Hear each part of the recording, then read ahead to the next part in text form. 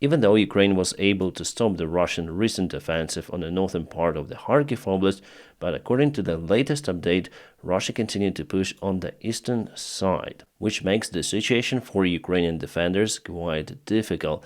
That is why some of our allies, like Baltic countries and Poland, are saying that they do not exclude their direct intervention into this conflict or war. There was the information from the German Spiegel source that Poland and Latvia, Lithuania, Estonia told to the German side that they are planning for this operation in case Russia would penetrate Ukrainian defense lines, causing it to collapse and taking many more new territories. So if there is the risk for Ukraine itself, our allies are saying that they might help. Again, it is the internal information that was shared in some of the media source, just a single one. It might be not 100% correct, but I tend to believe it that there were some of the talks like that.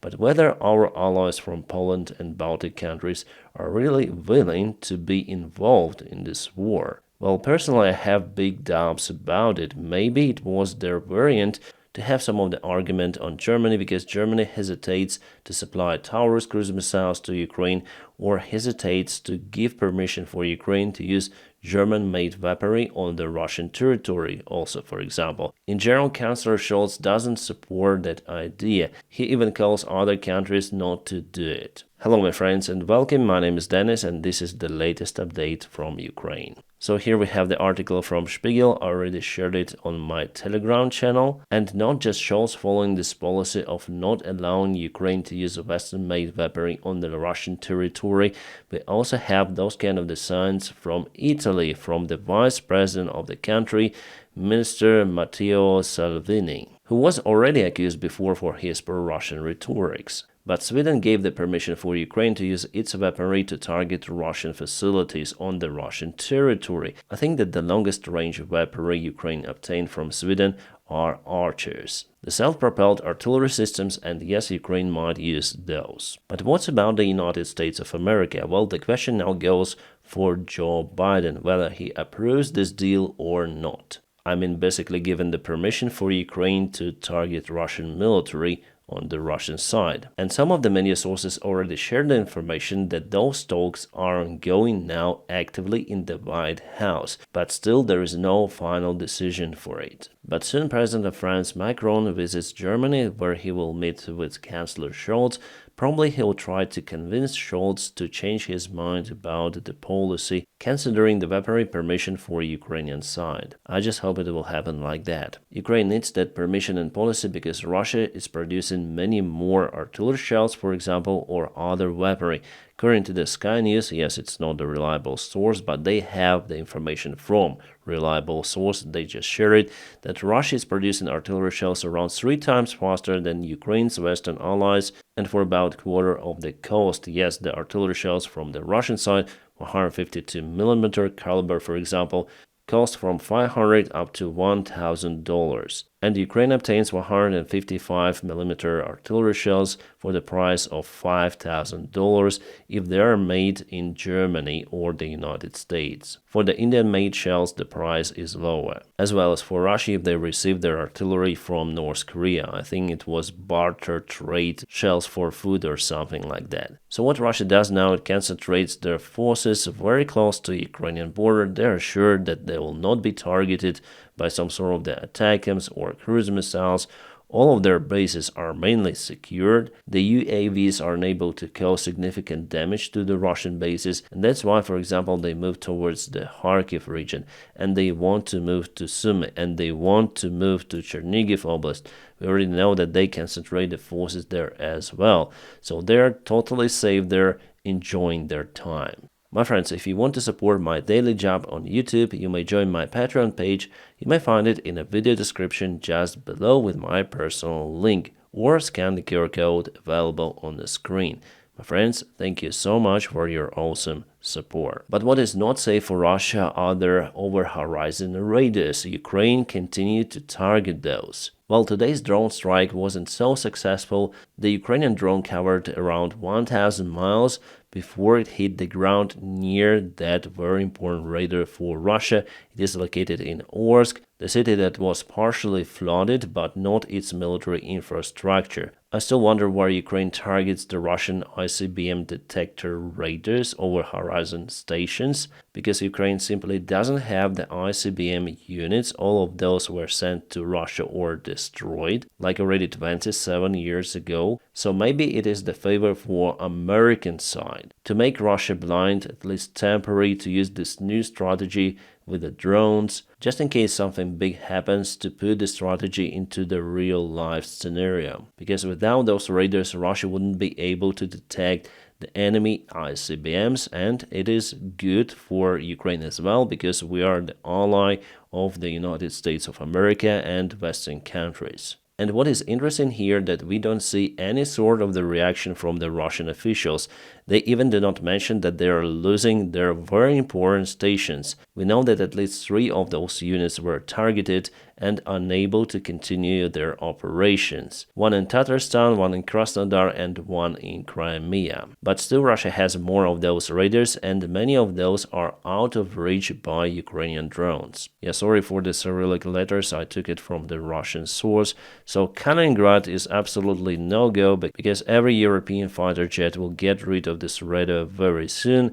So Orsk radar is the new type of Voronezh radar, which was under the strike today, but luckily for Russia, for now, the strike wasn't successful. The Armavir already was targeted. I'm not sure whether it continued its operation or not. The St. Petersburg, well, also it's very close to NATO, to the European allies. They might eliminate it very, very fast if needed. So all of the European part of the radar detection zone for ICBMs will be out of service for Russia in case of the global conflict, so Ukraine might also help with that. Hopefully the global conflict will never happen. Russia has lost their Iranian-made attack drone Mojahed 6. It crashed at the border between Belgorod and Kursk oblasts. It carried some of the missiles out there. Hopefully you can see it on the screen. Yeah, here for sure. For sure this drone was supplied to the Russian army by Iran, as for example Turkey supplied their Bayraktars to Ukraine, together with munition, because Russia is unable to produce that sort of the small and precise gliding shells. I wonder if it's a missile, probably it's just a bomb. For sure it was the technical malfunction of the drone. I guess it lost the engine power.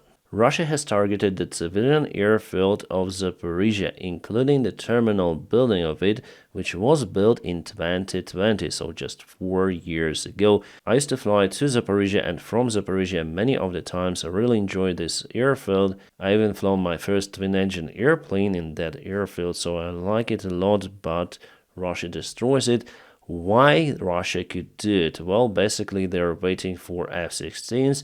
F-16s require good paved runways, which you may find mostly in civilian airfields of Ukraine.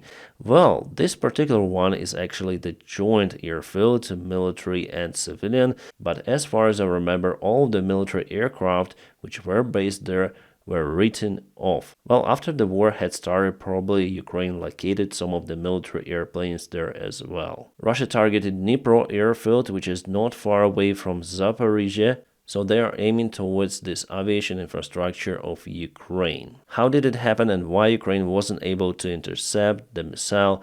Because it was hypersonic Kinjal missile, which was launched from the Russian MiG-31. Yeah, before the terminal building looked like that. Luckily there are no any flights and no people were hurt because of the Russian strike. For the last night, Ukraine shut down all of the Shahed drones, all of the Russian cruise missiles, but the hypersonic missiles made it to their targets. There were just 2 of those, but you saw the result. The future Ukrainian fighter pilots are now going through their training in France, flying this training Dassault Falcon jet aircraft.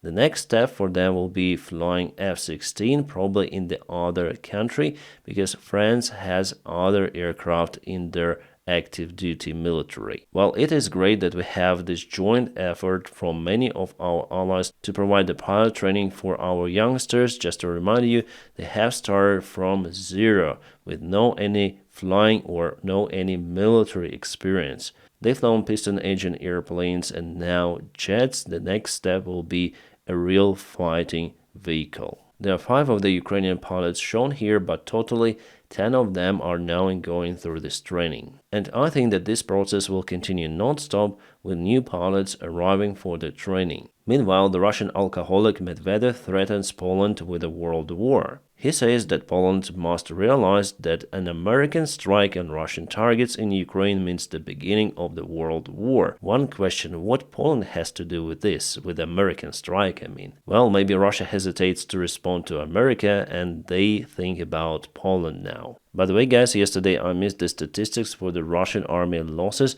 According to Ukrainian side, Russia lost more than 500,000 of the military personnel since the beginning of the full-scale war of Russia in Ukraine. The scale of losses is definitely tremendous. Here we speak about KA and wounded personnel. Well, I agree that the Ukrainian statistics may not be so precise, but there are other factors that could say that this number is not far away from reality. And after all, it would be very hard to define the real precise number.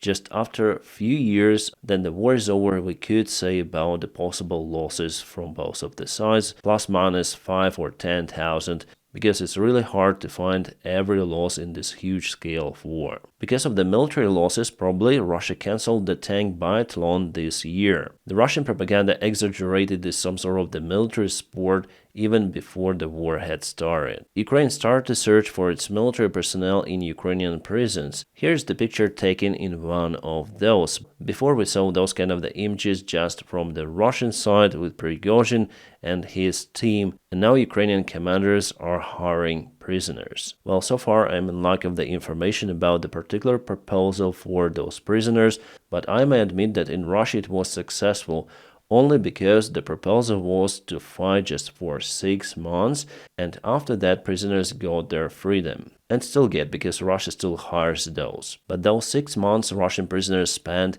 in the most difficult areas or points of the front line. Whether it will be the same proposal from Ukrainian side, well, we don't have the public information about it, but logically for prisoner, if there is no way out from this war, if there is no precise limit, I think that it's better to spend a few more years in prison and get the freedom rather than risking your life on the front lines. But if there is 6 months or 1 year term registered for them, they might go, and many of those will go. And probably they will be also used in the most difficult directions. Guys, what we have here is the reality of war.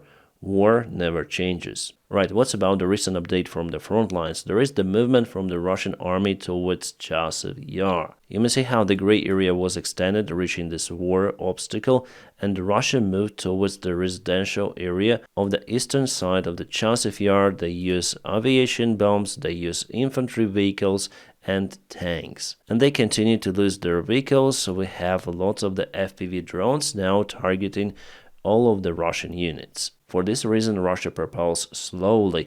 Only infantry is able to get control over some of the settlements. Mainly it is to cover the vehicles, and usually they lose those. Russia also moved in Ocheretina, causing Ukraine also losses. So in general, we see that today Russia tries to intensify their military actions on the eastern side of Ukraine because their Kharkiv operation slowed down.